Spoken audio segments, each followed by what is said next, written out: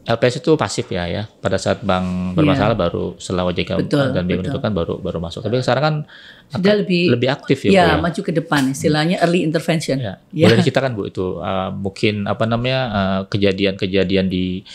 Betul.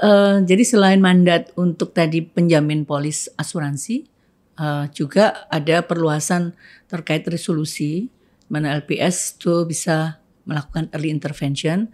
Dan bersama OJK juga bisa selama ada istilahnya bank dalam penyehatan BDP, itu LPS juga sudah boleh istilahnya masuk dan mencarikan investor. Bukan menyuntikkan modal, bukan? Mereka tahu nih ada suatu daerah yang bagus, mereka bisa jual di Instagram. Oh, mereka review. Iya, mereka review, baik itu tentang makanan, baik itu ini. Itu menjadi pekerjaan baru. Tapi pekerjaan-pekerjaan ini kembali lagi, ini kan informal. Dan kalau informal itu kan nggak stabil pendapatannya. Dan juga nggak tercatat juga mungkin. Nggak tercatat juga. Iya. Nah inilah yang kemudian membuat AI itu kan juga akan melakukan disrupsi ya terhadap tenaga kerja. Iya, beberapa pekerjaan sudah bisa tergantikan dilakukan oleh AI. Dan AI kan nggak komplain. Nggak pernah komplain, bahkan sangat sopan. Kalau salah gitu, dia selalu ChatGPT, kita salah dia selalu minta maaf itu. Iya, sampai tengah malam, nggak ada overtime, nggak ada THR. Nah, itu diminati oleh pelaku usaha.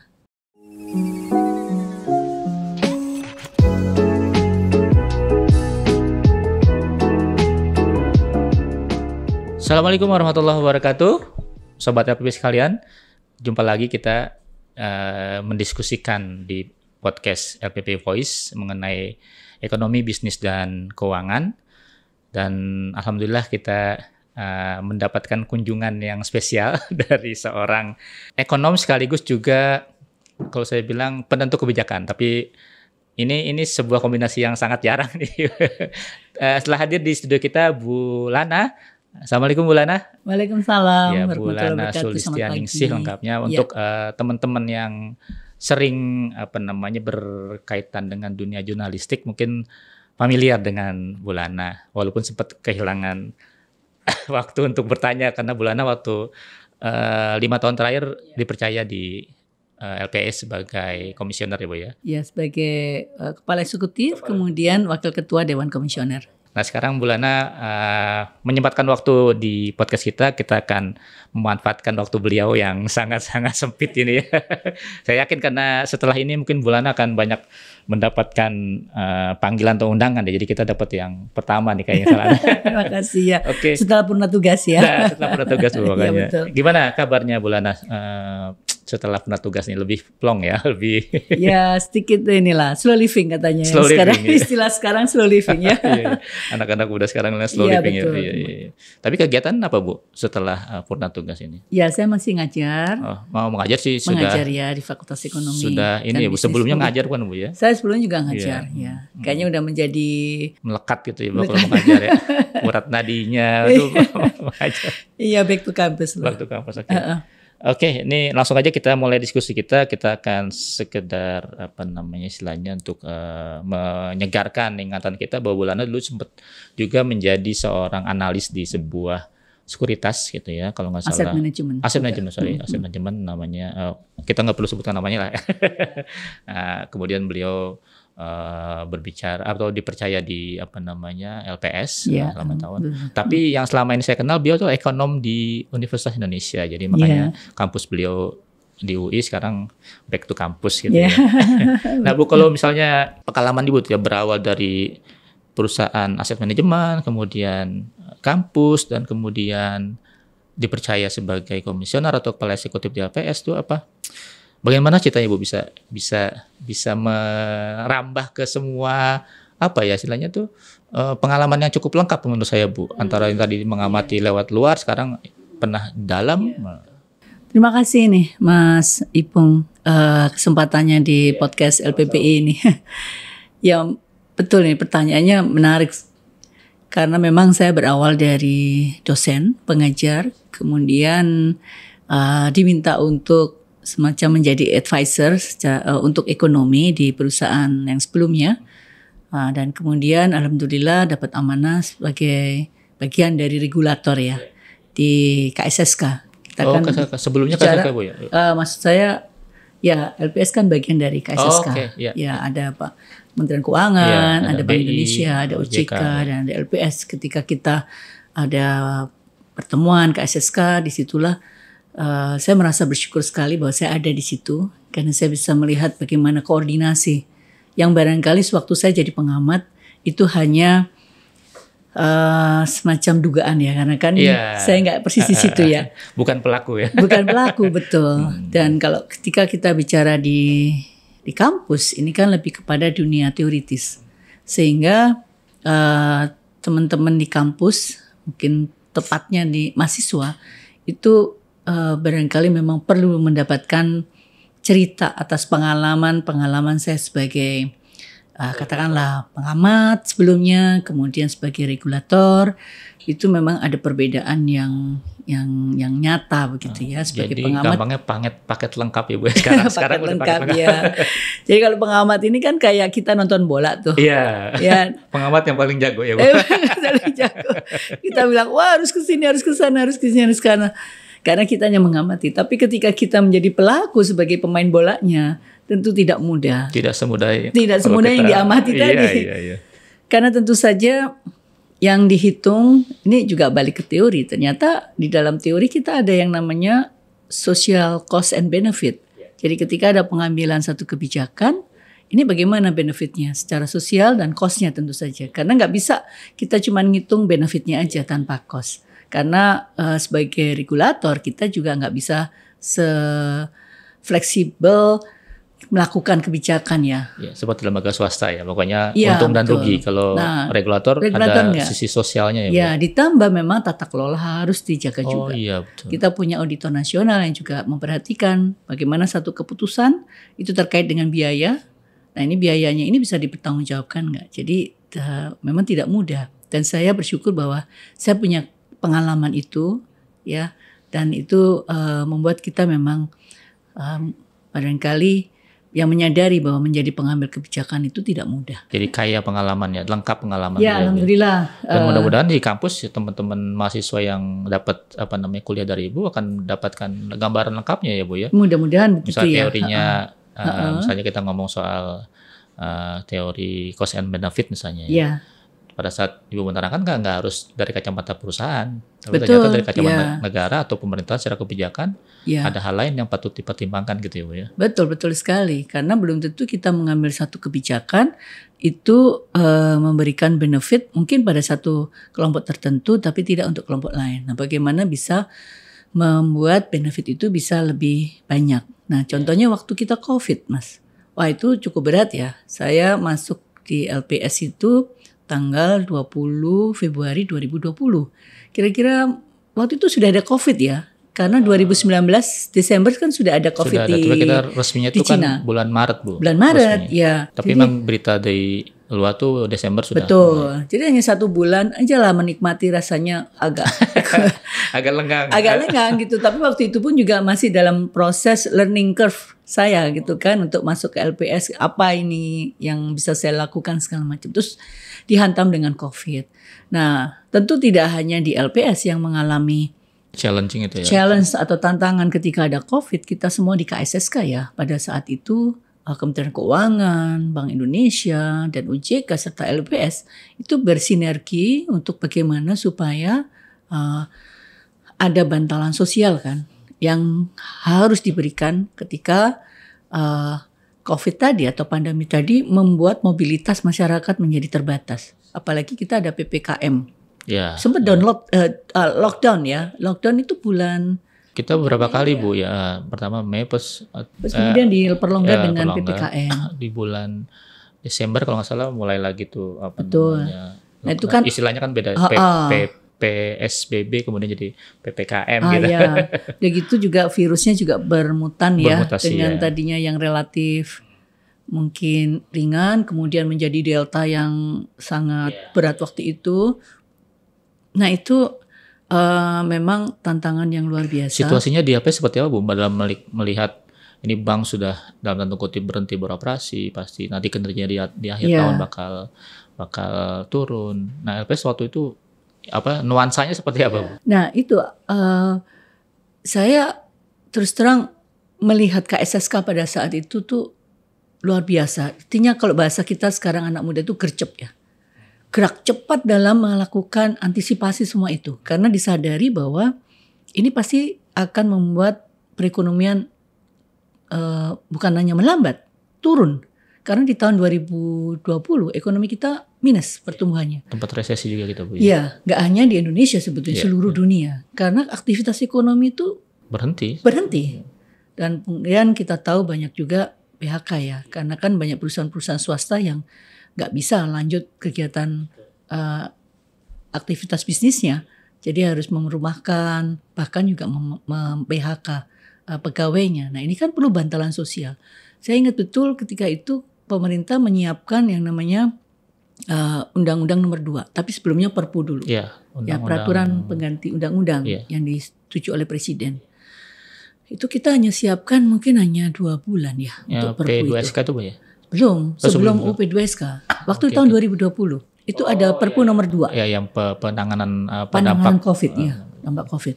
Nah itu masih ingat betul bagaimana kita rapat ya berempat itu lalu pakai Zoom. Waktu itu sudah mulai akhirnya jadi Zoom ya karena gak bisa lagi ketemu.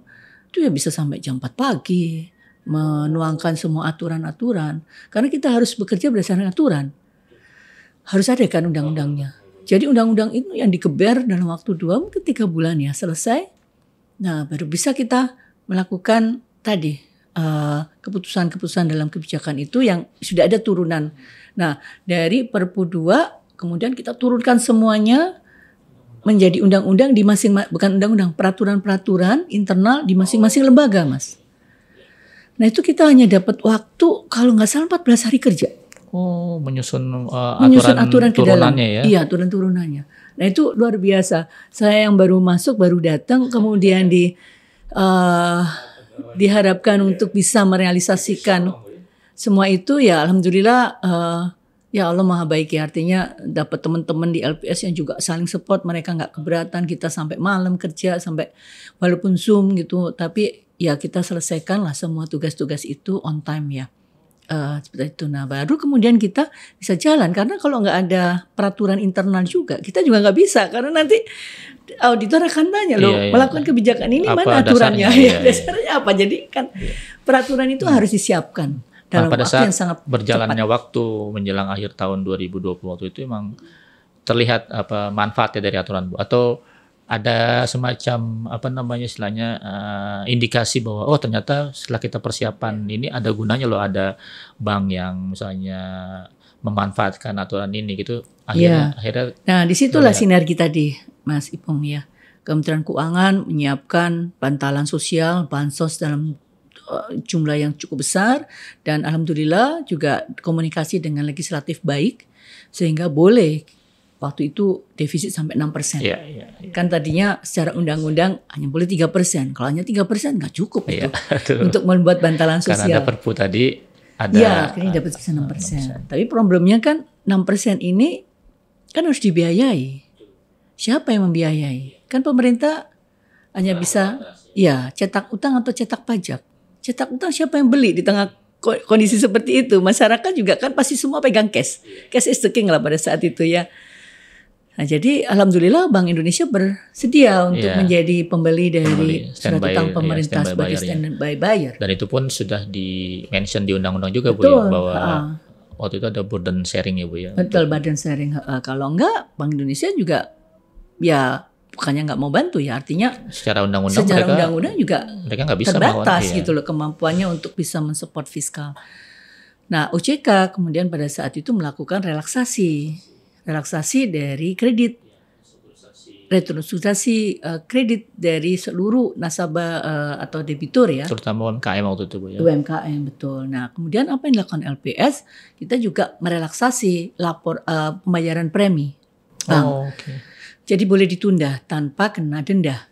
Karena kalau terlambat ada dendanya secara undang-undang memang ada dendanya. Aturan sebelumnya ada. Nah jadi kombinasi kebijakan yang seperti itu all out kita artinya ada di dalam situ kemudian mensupport perekonomian.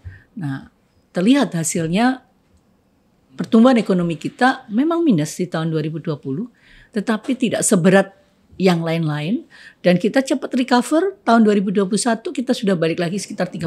Iya, 3%. Dari minus 2% ke arah 3%. Saya lupa persis angkanya ya, tapi kita sudah positif 3%. Itu artinya kita tumbuh 5% sebetulnya, karena dari minus 2 ke 3%. Karena baseline-nya di minus. Betul, minus.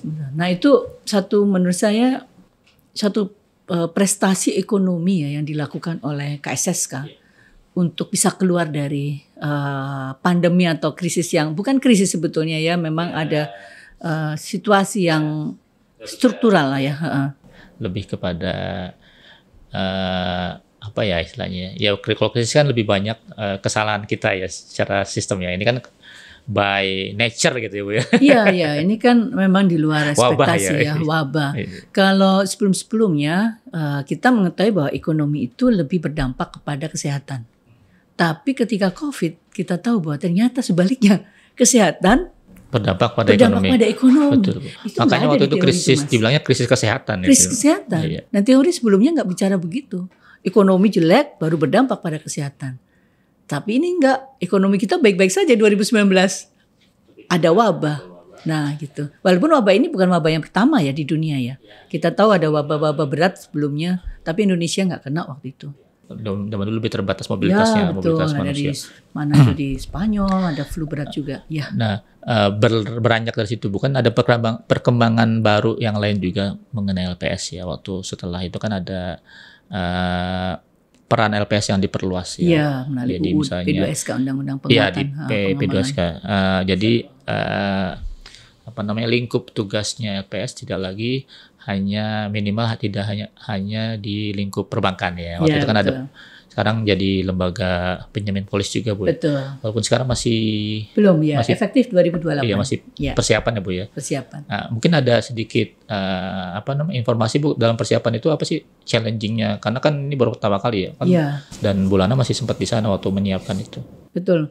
Jadi kita UUD P2SK itu ditandatangani oleh Presiden 12 atau 13 Januari 2023. Dan itu harus diselesaikan aturan ke dalamnya, termasuk PP, termasuk PLPS, PDK, dan lain-lainnya yang dibawa itu dalam waktu 2 tahun.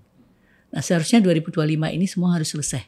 2023 ke 2024, 24 ke 25. Sebagian kan udah mulai dicicil Bu ya. Iya, nah, memang kita kan inisiator dari undang-undang ini tetap ada di Kementerian Keuangan ya. Artinya PP-nya semuanya. Tapi kita semua berkontribusi, LPS, UCK maupun Bank Indonesia untuk memberikan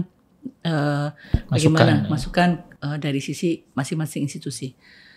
Nah ini memang masih on progress dari sisi peraturan, tetapi kita di LPS ini sudah menyiapkan, bahkan organisasi untuk asuransi ini sudah kita siapkan. Oke. Ya, sudah ada divisi khusus gitu Bu? Sudah ada. Direktur eksekutif ada 2, memang belum terisi, tetapi direktur grup levelnya itu direktur eksekutif kemudian direktur grup itu sudah terisi semua. Dari berapa ya? Saya kira 4 direktur grup itu sudah terisi, di level kepala divisi juga sudah. Nah kita sedang memang mensupport tetap menguatkan SDM di asuransi ini. Secara persiapan organisasi kan seperti itu Bu ya. Yeah. Tapi dilihat dari marketnya Bu, dari marketnya ini kan waktu pertama kali LPS muncul juga kan ada semacam waktu tenggang yang 1 tahun kalau nggak salah itu yang mau melihat istilahnya kondisi pasar saat itu. Nah sekarang dengan tugas baru sebagai lembaga penjamin polis ini, bagaimana LPS melihat dulu waktu Ibu sana pasar asuransi kita sebenarnya seperti apa sih? Kalau detail soal pasar asuransi mungkin kita atau belum minimal resikonya seperti apa gitu. Tapi kita komunikasi secara aktif dengan semua asosiasi. Kan yang dalam Undang-Undang UP2SK itu ada 2 asuransi yang nantinya akan menjadi peserta penjaminan, yaitu asuransi umum dan asuransi jiwa.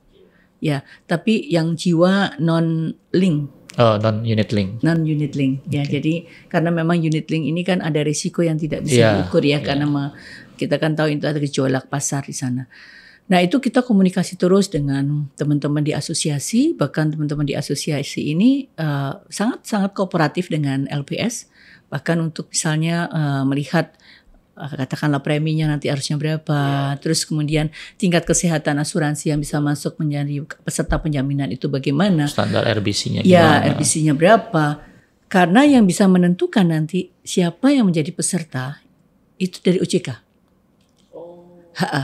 Bukan LPS. Jadi LPS itu akan terima Hasil dari OJK perusahaan-perusahaan mana. Ya tentu harapannya semua perusahaan asuransi tadi umum dan jiwa itu bisa masuk sebagai peserta penjaminan seperti ya. bank ya Bu ya. Seperti bank. Tidak berdasarkan resiko ya Bu. Betul. Nah, tapi OJK yang menentukan berdasarkan kriteria-kriteria kesehatan dari perusahaan asuransi. Memang di dalam undang-undang juga disebutkan bahwa asuransi yang sehat.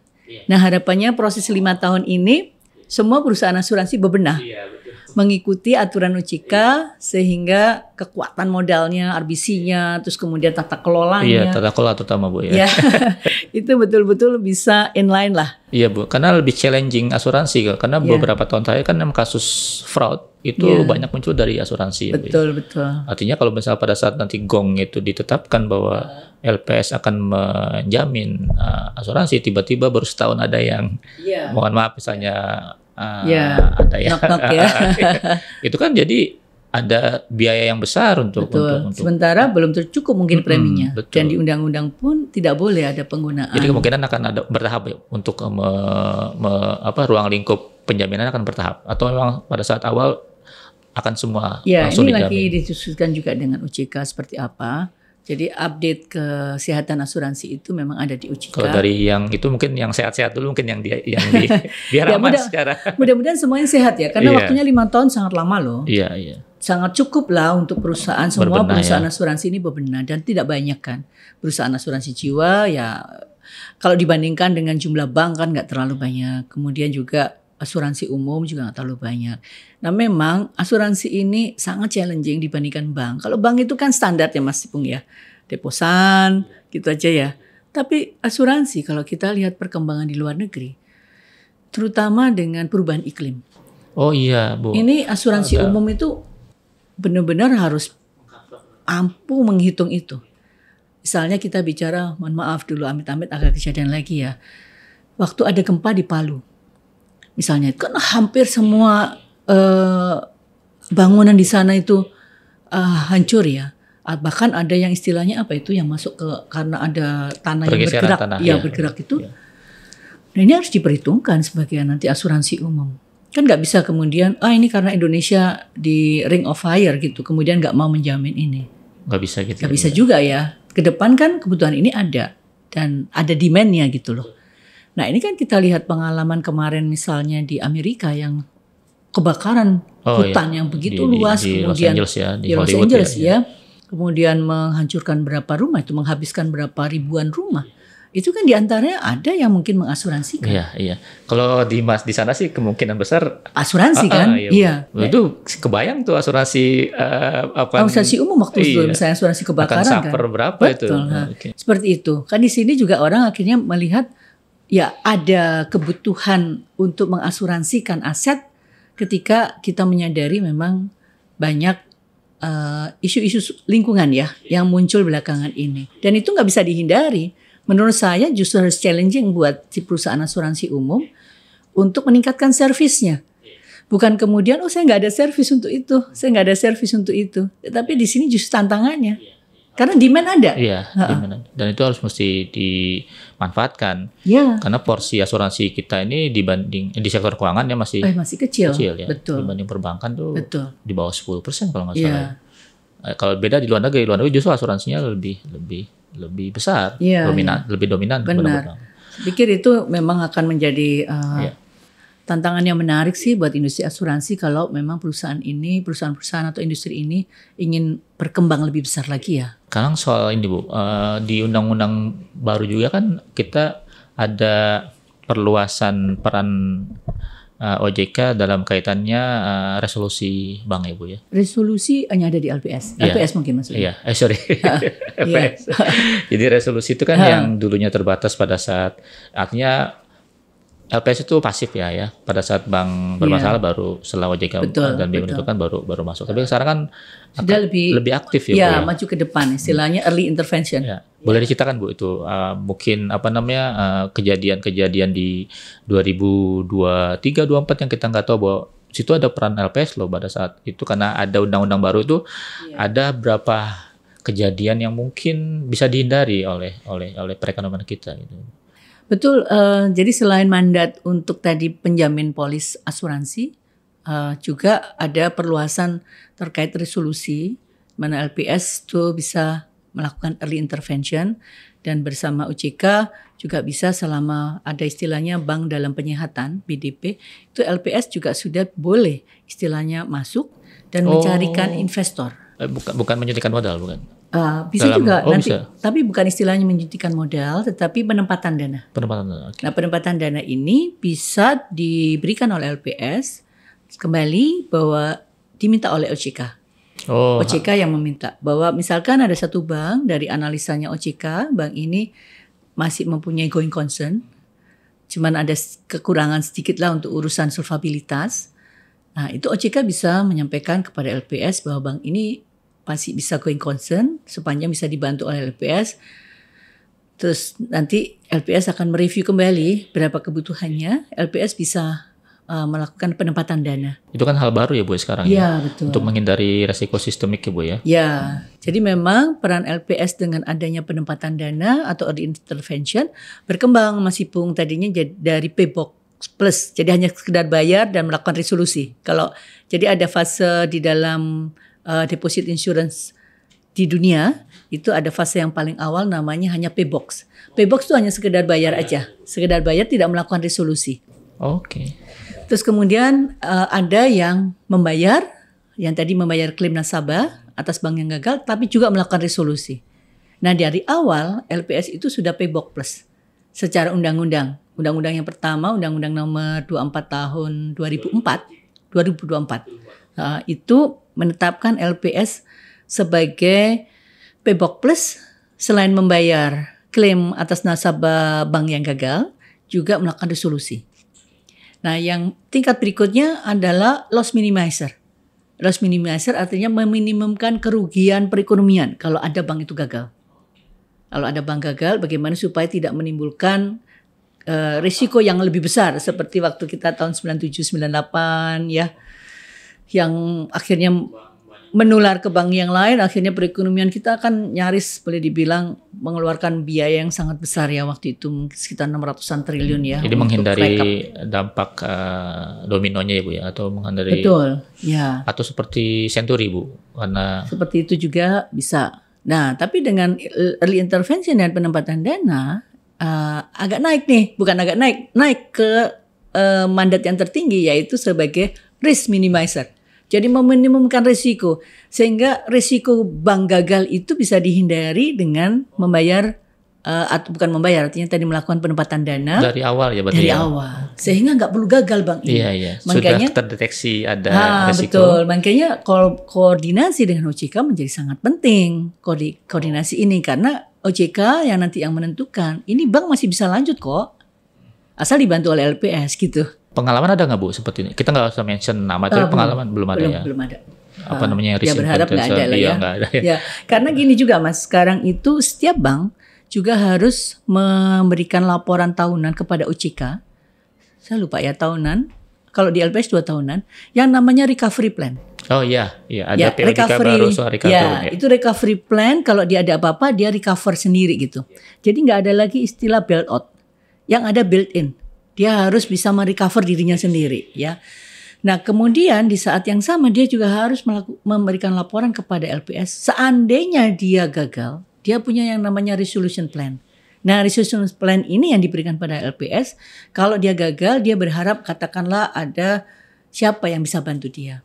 Jadi dia juga harus punya pemikiran itu. Ada perencanaan ya. Pada saat saya dalam kondisi darurat, saya ada recovery plan. Saya akan minta tolong ABC, pemegang saham atau siapa gitu ya, dan dilaporkan kepada OJK. Ke OJK untuk recovery plan dan kemudian resolution plan untuk ke LPS. Nah, recovery plan maupun resolution plan ini berlaku untuk semua bank loh. Baik bank kecil maupun bank Ya, besar. termasuk Oke. bank BPR juga. Berarti nggak cuma sistemik Nggak hanya, yang nggak hanya sistemik. oke. Jadi ini memang betul-betul built-in dalam arti yang sebenarnya. Nah, ini kita lagi mereview, artinya masing-masing lembaga itu mereview kira-kira resolution plan-nya kalau dari LPS ya, masuk akal nggak gitu.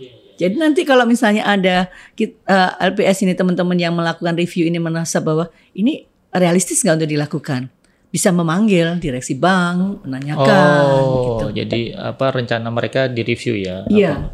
Jadi kembali kepada mungkin audiens ya, bahwa pemerintah itu menyiapkan sangat baik sih menurut saya ya, untuk tadi itu bagaimana supaya sistem keuangan kita itu tidak ya bukannya Terganggu amit-amit lah ya atau meminimumkan lah ya risiko tadi. Iya. Karena pengalaman Semua kita pihak. 97 98 kan Ya jangan sampai terulang. traumatik itu. Betul dan biayanya pastinya jauh lebih Iya, besar lagi sekarang, nggak iya. bisa lagi tuh Iya. seperti tahun waktu itu. Dari opsi resolusi itu Bu, tadi apa penyertaan modal sampai terakhir pembayaran Likuidasi. likuidasi Oh, iya, itu. Dan selama Ibu di sana pengalaman itu ada yang dilaksanakan nggak, misalnya tadi minimize apa resiko atau apa tadi? Ya, kalau boleh saya bilang alhamdulillah, ya alhamdulillah selama periode kemarin pasca Covid ekonomi kita kan sudah mulai recover ya. Bahkan sudah relatif stabil, tumbuh di 5%-an gitu. Terus kemudian relaksasi dari OJK juga secara bertahap dilepas sedikit-sedikit. Jadi selama 2-3 tahun terakhir itu ekonomi kita relatif stabil dan itu sangat membantu kondisi perbankan. Dan tahun 2022 saya masih ingat itu kita belum spin off dari organisasi ya. Itu hanya satu bank BPR yang gagal, itu pun di akhir tahun. Oh, 2022 itu. 22. Jadi sepanjang tahun 2022 itu semua bank juga berbenah. Mereka juga menyadari ya mereka nggak boleh menjadi mungkin ya di antara yang gagal gitu ya. Jadi secara tidak diatur ya, mungkin saya ya, semua bank itu berhati-hati sekali. Dan kebijakan OJK yang merestui itu tadi, itu juga sangat membantu. Nah itulah yang akhirnya saya sampaikan bahwa memang kita belum punya pengalaman itu. Walaupun situasinya memungkinkan ya. Tapi alhamdulillah tahun 2022 itu hanya satu bank, itu pun di ujung tahun. Yang mungkin kita bawanya ke tahun 2023 awal gitu ya. Itu satu yang menurut saya ketika ada suatu kondisi yang memang berat, sebetulnya dari kita semua itu bisa jaga diri gitu. Berarti praktis LPS tidak keluar biaya untuk apa namanya istilahnya membiayai resiko-resiko yang ya resolusi tadi pembayaran. tadi, Ya betul. Itu betul kita akui, tapi itu satu sisi malah kita melihat bahwa oh ternyata bisa kok kita itu menjaga keselamatan kita masing-masing gitu ya. Perbankan segala macam itu ya. Gak ada yang gagal di saat itu. Tapi kalau misalnya soal BPR Bu ya, kan belakangan isunya bukan isunya ya, banyak juga yang akhirnya banyak yang ditutup nih, terutama di tahun 2024 lalu ya. Yeah. 2022 oke lah di satu, tapi 2024 udah belasan Bu yang ditutup ya. Ini lebih karena ada peraturan kan, memang ada minimum capital yang mereka harus support. Kalau itu nggak ada, ya mereka harus merger, ya di antaranya ya. Tetapi ada juga yang memang karena apa istilahnya manajemen yang kurang baik dalam banknya. Ya. Berarti kebanyakan yang itu lebih banyak ke manajemen yang kurang baik ya Bu ya, yang harus ditutup BPR di tahun 2024 ya. Di antaranya itu saya nggak bisa bilang berapa banyak. Tapi juga efek dari COVID yang berlanjut itu juga ada, Mas. Oh masih ya, masih ada. Bagi BPR ya? Bagi BPR, karena kan nasabahnya kebanyakan kan UMKM ya. Kemudian UMKM ini selama COVID kan juga berat ya.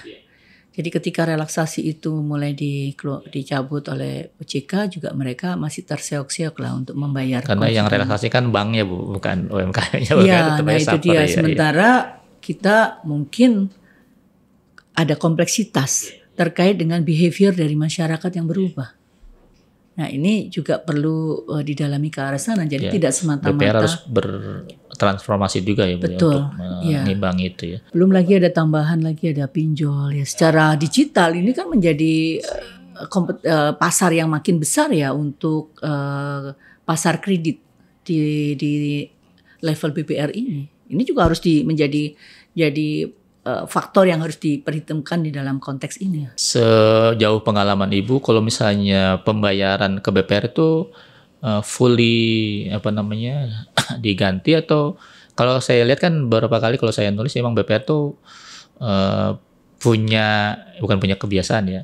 Ada sih beberapa yang menawarkan deposita di atas Lebih LPS besar, rate ya. Artinya kan itu nggak perlu diganti kan Bu ya. Enggak, ya. Nah, artinya sekarang setiap pembayaran ke ke BPR itu LPS porsinya rata-rata berapa sih Bu? Apa 100% dari depositonya? Karena Oke. Kalau yang disebut layak bayar ya. Layak bayar itu artinya memenuhi, tidak melebihi tingkat bunga penjaminan, tidak menerima rebate, ya cashback dan semacam-macam. Kemudian tercatat, Mas. Nah, yang tercatat ini ada catatan ya, menurut saya ini harus diperhatikan juga untuk nasabah BPR. Kan BPR itu sangat dekat dengan komunitas, dengan masyarakat sekitarnya. Ya, kadang-kadang mungkin tetangga kita lagi jalan nih ke bank. Mau nitip nggak? Sekalian saya bawain. Iya. Dititipin gitu. Nah, sekali waktu mungkin disetorin. Betul. Ya, tapi barangkali kita juga harus alert gitu loh, bahwa apakah ini terus-menerus disetorkan. Ternyata ketika bank itu ada yang gagal, misalnya ya, nggak tercatat Iya, si di buku bank. nasabah merasa bahwa dia setiap bulan nitip ke tetangganya untuk dibayarin ke BPR, ternyata nggak dibayarin. Termasuk juga kredit cicilannya gitu. Nitip deh. Habis saya ada urusan ini, mungkin urusan itu. Nah, namanya juga kekeluargaan di pedesaan gitu ya, atau di masyarakat kita yang luas ini. Itu memang unsur kepercayaan kita terhadap orang lain itu kan sangat tinggi ya. Jadi kita percaya bahwa itu akan disampaikan ke bank. Ternyata nggak ada di dalam catatan. Jadi akibatnya debitur ini nggak membayar kan. Betul. Dan ketika LPS nggak harus mengganti gitu. Nah, debitur nggak membayar dalam arti kreditnya jadi macet. Iya. Tapi di satu sisi mereka yang menjadi nasabah juga menyetor ternyata nggak dicatat di bank. Lah, LPS gimana bisa bayar kalau nggak ada catatannya di bank? Nggak, artinya klaim dari BPR sekian, biasanya tuh LPS hanya membayar separohnya gitu. Enggak. Yang kayak gitu kasusnya sebetulnya nggak banyak sih. Bukan karena, pokoknya yang tidak layak bayar ya, itu Bu. Yang tidak layak bayar kira-kira mungkin ya, saya persisnya lupa. Tapi kira-kira nggak lebih dari 5%-an. Masih cukup bagus kok. Kita membayar, dan sekarang juga dengan undang-undang juga LPS harus membayar sangat cepat. 5 hari sudah bisa kita lakukan full. Jadi satu cerita yang ya alhamdulillah ya, ini artinya LPS itu sudah ada di hati masyarakat. Itu ketika ada satu BPR yang agak besar, ada di daerah Jawa Barat, itu gagal. Kemudian masyarakat cukup tenang, walaupun sempat ada gejolak sedikit, tapi ini lebih kepada politik. Itu berharap LPS bisa segera maju, masuk gitu loh. Bahkan ketika mereka di sana petani ya, dapat uangnya full gitu ya, itu memang agak merinding juga buat saya, kan mereka sujud syukur itu. Iya, karena mereka terima kasih, bukan berarti terima kasih ke LPS, kan memang kewajiban LPS ya, tetapi artinya bahwa uang mereka nggak kurang, itu kan uang yang mereka memang simpan untuk tujuan, jadi ya kecil-kecil lah, petani kan nabungnya. BPR pasti berhubungan sama. Dan itu menjadi tetap uang itu diterima dalam kondisi utuh sepanjang tadi memenuhi syarat, tidak melebihi tingkat bunga penjaminan, tidak menerima cashback atau apapun, dan tidak menyebabkan bank itu gagal karena tadi kreditnya macet dan tercatat. Nah, ini yang menjadi 3T-nya LPS untuk bisa dicairkan. Dan sekarang cepat, sebelum-sebelumnya sempat 12 hari, 9 hari. Oh, sekarang 5 hari ya. 5 hari. Iya, dan itu bagus lah. Nah, saya melihat ini LPS kan selalu mengeluarkan data setiap bulan ya Bu, mengenai jumlah nominal tabungan milik orang Indonesia. Saya melihat data bahwa rata-rata tabungan, saldo tabungan orang Indonesia dalam beberapa tahun terakhir kan menurun tuh Bu. Jadi mungkin 2000, kalau saya bisa baca, saya agak lupa juga sih ya.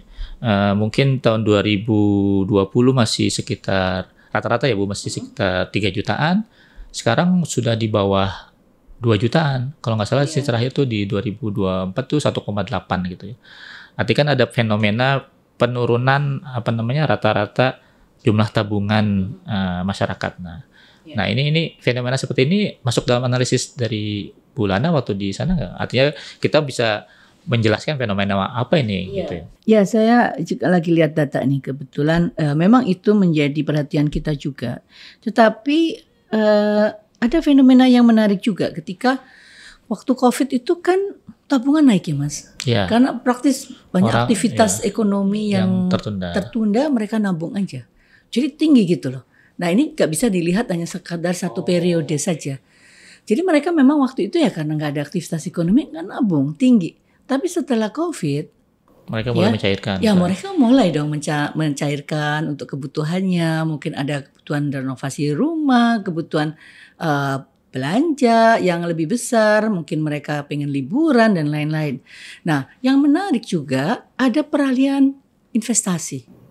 Oke. Dari bank mereka itu ke SBN retail. Oh, karena waktu itu mulai diperkenalkan SBN retail. Dan ori itu kan sekarang makin lama makin menarik ya. Iya. Ya, jadi mereka beralih ke sana. Walaupun secara sistem perbankan, sistem ya Mas ya, total dari nilai uang itu nggak jauh berbeda, tetap naik. Ya, artinya kan sama. Kan misalnya nih saya retail. Secara total sama itu. Beli SBN dari pemerintah. Uang saya masuk dong ke rekening pemerintah. Nah, rekening pemerintah kan ditempatkan juga di bank. Harusnya sama. Tetapi dari sisi kepemilikan saya berkurang kan? Secara deposito atau secara tabungan. Iya, karena dicairkan untuk karena dicairkan untuk membeli SBN. Iya. Itu menjadi asetnya pemerintah. Jadi itu bisa menjelaskan kenapa rata-rata tabungan orang Indonesia menurun. Bisa jadi karena di antaranya itu portofolio ya Bu ya. Beralih portofolionya. Secara total sistem nggak ada perbedaan. Karena tuh masuk ke rekening dari kantong kiri ke kantong kanan lah, dari kantong saya ke kantongnya pemerintah, kemudian ditaruh lagi di bank, baik itu di BI maupun di bank. Tetapi secara sistem tadi tetap. Nah, secara individu itu ada penurunan. Karena saya yang tadinya tabungan masuk sebagai ori ke pemerintah. Itu satu ya. Yang lain lagi ada fenomena terutama dari sisi bansos. Jadi ketika ada bansos dia naik, habis bansos dia turun. Nah gitu. Nah sekarang kan pemerintah juga sudah mulailah mengurangi bansos tadi kan, karena kan juga situasi sudah mulai membaik. Nah itu diantaranya juga yang bisa membuat turun. Yang fenomena yang lain lagi di luar dari pemerintah tadi yang beli ori, ini juga kita perhatikan beli kripto. Oh, ini karena juga ada mulai muncul tuh ya. Betul, jadi mulai beralih ke aset-aset yang lain. Iya. Nah, cuman saya harus disclaimer di sini dalam arti saya nggak tahu berapa persen yang lari ke SBN, yang maksudnya berpindah ke SBN retail tadi ori atau berpindah ke kripto atau yang tadi tapi belum bisa itu menjelaskan bahwa penurunan itu bisa terjadi karena itu juga ya, bukan melulu karena nasabah itu berkurang. Nah mantap gitu katakanlah makan tabungan seperti gitu. Yang ini kan orang. Iya. Saya kira gini ya, kalau ketika kita COVID tadi kita punya tabungan cukup banyak karena kita memang terbatas mobilitasnya. Nah ketika kita dalam kondisi normal kita pengen pergi liburan, kita pengen beli tadi, pasti dong ngambil tabungan.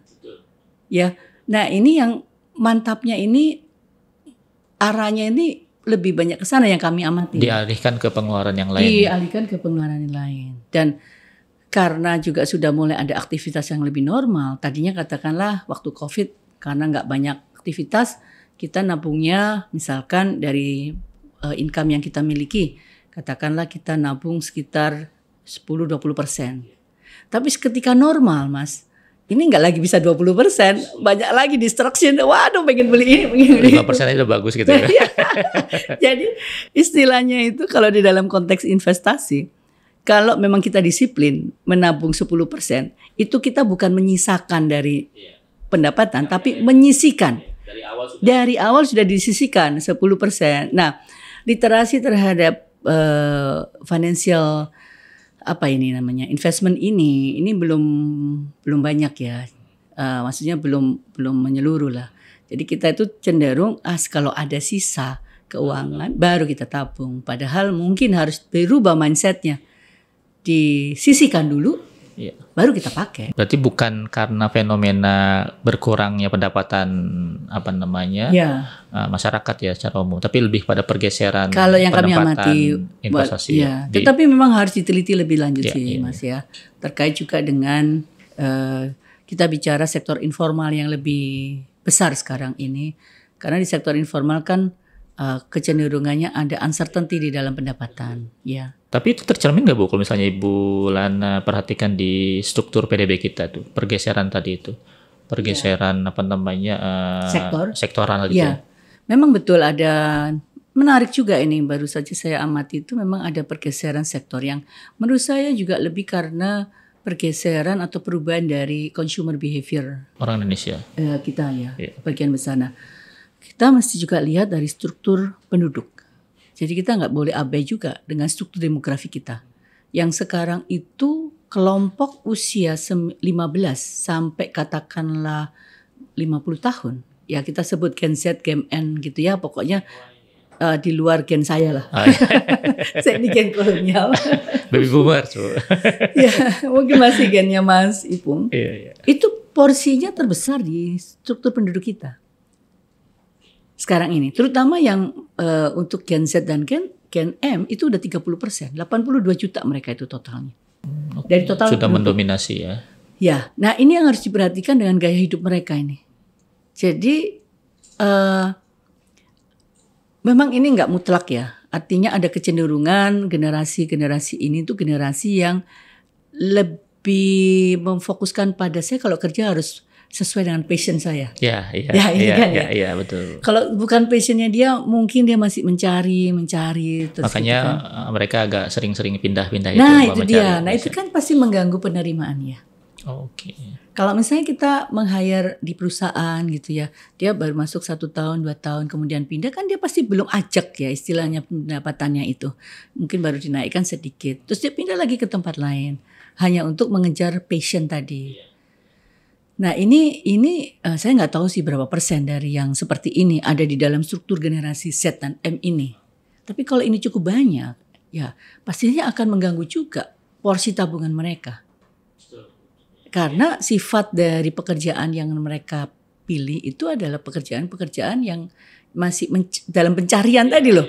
Nah ini sampai kapan dalam pencarian gitu kan? Di sisi lain mereka juga konsumtif ya Bu ya. Dalam hal apa namanya istilahnya tadi dikit-dikit mereka mau healing, refreshing gitu ya. Ya seperti itulah. Betul. Nah artinya itu juga bisa kita kaitkan dari sisi konsumsi kita itu kan kita kan selama ini kan PDB kita kan selalu didrive oleh konsumsi. Ya, berarti konsumsi seharusnya lebih meningkat dong dengan adanya generasi Z dan milenial ini. Nah tapi kemampuan pendapatan dia karena dia tadi mencari pekerjaan terus gitu sampai passionnya dapat, yang itu tadi optimum income mereka itu nggak tercapai. Katakanlah dia seorang yang masih mencari nih, dalam 5 tahun dia masih mencari, praktis pendapatan dia ya relatif nggak akan banyak bergerak. Tapi kalau dia berhenti di satu perusahaan, terus kemudian dia stay di situ, ini 5 tahun pasti udah lumayan lah gajinya dia. Nah ini yang mungkin belum bisa dideteksi juga, karena kita nggak punya PDB secara pendapatan. Nah terlihat itu di sisi pengeluaran rumah tangga. Pengeluaran rumah tangga di tahun 2023 itu porsinya masih 56% dari total PDB kita. 2023. Okay. Tapi 2024 itu sudah menurun menjadi 54%. Nah tetap saja konsumsi itu bagian dari income. Nah kalau income-nya tadi diperoleh seperti tadi, kita bicara pola bergeraknya teman-teman dari Gen Z, Gen M yang tadi masih dalam pencarian, ya bisa jadi belum ajak pendapatannya. Nah ini pasti akan mempengaruhi konsumsi dia. Dan dia cenderung berkonsumsi pada, ya ini istilahnya banyak ya. Ada yang FOMO lah istilahnya. FOMO. Fear of missing out. Kalau dia nggak beli barang itu atau dia nggak pergi ke tempat itu, dia akan tersingkir gitulah dari pergaulan dalam tanda petik di media sosial ini. Nah efek dari media sosial juga berdampak kepada pola mereka berkonsumsi, bekerja. Mereka lebih mau menabung dalam waktu yang lama untuk bisa berkonsumsi yang tadi supaya dia bisa datang ke tempat yang menjadi apa itu yang jadi hype ya atau yang lagi menjadi tren hype ya. Yang trennya. Dia lebih suka misalnya nongkrong di kafe dengan spending yang cukup besar di situ saja supaya dia masih bisa kumpul dengan komunitasnya, nggak FOMO tadi, sehingga dia meninggalkan konsumsi-konsumsi yang lain. Oke. Nah, konsumsi-konsumsi yang lain ini yang kalau kita lihat sebagian besar berasal dari manufaktur, Oh, berarti industri oke. manufaktur. Berarti berkurang manufakturnya. Ya, manufakturnya juga tentu akan berkurang. Karena mereka menahan diri untuk, atau misalnya mereka lebih memilih untuk tidak beli HP atau TV baru, Ya, atau apa, mereka ngumpulkan uang untuk jalan-jalan misalnya. jalan-jalan. Jadi Atau ada beli baju perbedaan. Nah, baju itu relatif yang paling kena dampaknya. Ya, karena sekarang juga ada istilah YOLO ya. YOLO. YOLO, you only live once. Jadi ya. belilah barang yang menurut kita barangkali ya sudah yang berkualitas tinggi, yang mahal. Kenapa enggak gitu? Dan mereka merasa eksis karena bisa ditampilkan di medsos gitu ya. Ini medsos ini jadi kombinasi sih Mas. Kompleksitas dari consumer behavior ini tentu kita akan kita lihat dampaknya ke sektoral. Karena menariknya di sektor yang disebut jasa-jasa lainnya itu meningkat pertumbuhannya maupun kontribusinya. Oh, oke. Nah, di jasa-jasa lainnya apa? Dari tadi. Trade-off-nya. Manufaktur. Iya. Yaitu jasa-jasa yang terkait dengan leisure. Leisure, oke. Iya, dengan misalnya liburan. Jadi menjadi tour guide itu sekarang menarik. Oh, oke. Jadi ada untuk orang, iya. mereka seperti apa, mencari apa namanya kursus atau menambah pengetahuan mengenai bahasa asing gitu ya, kadang-kadang itu yang jadi. Itu bisa juga ya, tetapi yang di internal aja Mas. Jadi kalau mereka misalnya mereka tahu nih ada suatu daerah yang bagus, mereka bisa jual di Instagram. Oh, mereka review. Iya, mereka review, datang, baik itu tentang makanan, baik itu ini. Itu menjadi pekerjaan baru. Tapi pekerjaan-pekerjaan ini kembali lagi, ini kan informal. Dan kalau informal itu kan nggak stabil pendapatannya. Dan juga nggak tercatat juga mungkin. Nggak tercatat juga. Nah, inilah yang kemudian membuat tadi dampak dari pengeluaran masyarakat itu jadi menurun. Karena kan pengeluaran kita pasti fungsi, bukan kalau secara bahasa teori ekonomi itu fungsi dari income ya. Nah kalau income yang kita peroleh dari pekerjaan yang tadi sifatnya tadi tuh karena hobi, karena passion, ya itu nggak ajak. Kalau menjadi reviewer, memang ada pendapatan. Tetapi barangkali bulan ini kita review ada, bulan lain nggak ada gitu. Atau kita dapat endorsement kapan ada, kapan nggak ada. Udah gitu sekarang kan makin banyak orang yang bekerja di sektor seperti ini. Iya, persaingan makin ketat itu ya. Persaingan makin ketat sehingga mungkin porsi pendapatan juga makin berkurang tergantung followernya dia. Akhirnya jadilah itu jual beli follower dan segala macam. Nah, ini memang menarik sekali kedinamisan ekonomi kita belakangan ini. Jadi kalau kita analisis ke soal penurunan pendapatan itu nggak melulu kita pastikan, kalau dulu kan penurunan pendapatan berarti karena ada penurunan daya beli gitu ya. Sekarang kan penurunan pendapatan mungkin karena mereka menyimpan untuk hal-hal yang mereka sukai gitu. Betul. Ya. Dan mereka bekerja di bidang-bidang yang mereka sukai, yang cenderung itu informal. Nah satu lagi memang ini disrupsi teknologi nggak bisa kita abaikan. Di banyak perusahaan mereka cenderung memilih teknologi daripada menggunakan orang. Iya. Jadi kan lebih efisiensi. Kita bicara AI lah. AI itu kan juga akan melakukan disrupsi ya terhadap tenaga kerja. Ya, beberapa pekerjaan sudah bisa dilakukan oleh AI. Dan AI kan nggak pernah komplain, bahkan sangat sopan. Kalau salah gitu, dia selalu ChatGPT, kita salah dia selalu minta maaf itu. Iya sampai tengah malam, nggak ada overtime, nggak ada THR.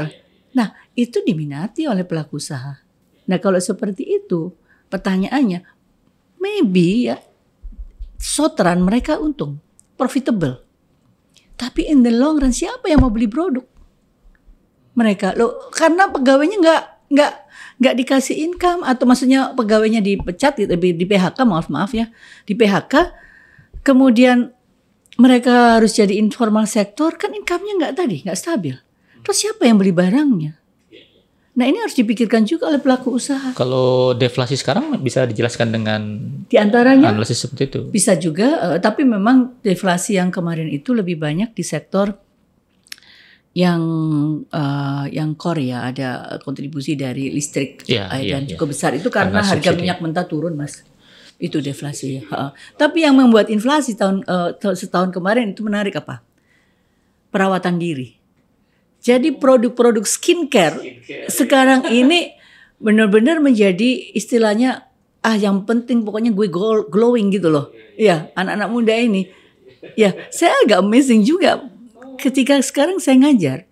Ini mohon maaf ini, mahasiswa saya itu dandan. Iya. Mungkin saya aja yang gak dandan tuh yang ngajar, tapi mahasiswa itu dandan gitu. Gak apa-apa, buat mereka kan cantik itu kepercayaan diri ya. Jadi produk-produk skincare itu dicari sekarang dan itu mahal. Dan itu memberikan kontribusi yang cukup banyak. Nah itu harus dipertimbangkan juga mungkin oleh BPS menjadi. Ini ya mungkin kita bisa berpegang ke produk-produk perawatan diri untuk artinya kan kalau inflasi itu kan punya dua sisi Bu ya. Kalau rendah kan juga kita juga sebagai ekonom pasti lebih tahu ya. Ada apa ini? Tapi memang harus kita cari tahu dulu ada apanya. Ya nggak menarik buat perusahaan karena perusahaan tuh kan seneng kalau inflasinya ya agak naik lah ya. Nah cuma harapannya oke lah skincare tapi gunakanlah produk dalam negeri gitu. Ya, supaya... Saya pikir produk dalam negeri pun juga banyak kalau yang sekarang bisa bikin glowing ya. Iya skincare ya Bu ya. Iya skincare bisa. Okay. Perawatan diri. Dia mereka nggak mau mengurangi itu, apalagi kalau mereka sudah melihat hasilnya bagus. Mungkin dia lebih baik mengurangi. Tapi itu lebih banyak ke ini ya Bu ya. Perempuan ya Bu ya, atau laki-laki juga punya fenomena sama? Saya pikir laki-laki juga ada kecenderungan sekarang benar-benar ke sana ya. Ya perawatan diri, mungkin di dalamnya juga ada olahraga. Oh, jadi nggak persis skincare gym itu. Gitu, masuk gym. Juga sekarang siapa yang nggak hobi lari?